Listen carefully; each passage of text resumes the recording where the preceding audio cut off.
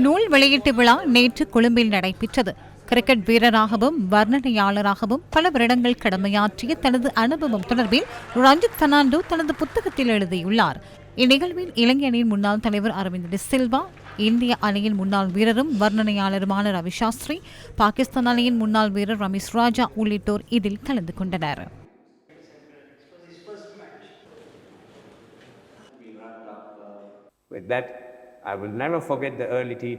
சமூக வாழ்க்கையின் விதிகள் மற்றும் அனைவரையும் மதித்தல் போன்ற விடயங்களில் புனித பெனடிக்ட் கல்லூரியின் அதிபர் டிலாசால் சகோதரர்களின் ஆரம்பகால கற்பித்தலை என்னால் ஒருபோதும் மறக்க முடியாது.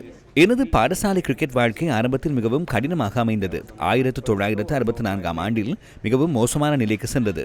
சிறிது காலத்தின் பின்னர் முதலாவது வெளிநாட்டு பயணத்தை மேற்கொண்டிருந்தேன். அந்த காலப்பகுதியில் இலங்கையில் தொலைக்காட்சி நிகழ்ச்சிகள் பெரிதாக அறிமுகமாகி இருக்கவில்லை. பொழுதுபோக்கிற்காக பெரும்பாலானோர் கிரிக்கெட் மைதானத்தை நோக்கி வர ஆரம்பித்தனர். 1982 ஆண்டில் இலங்கை டெஸ்ட் அந்தஸ்தை பெறுவதற்கு காரணமாக அமைந்த விடயம் தொடர்பில் இந்த புத்தகத்தில் விரிவாக குறிப்பிட்டுள்ளேன்.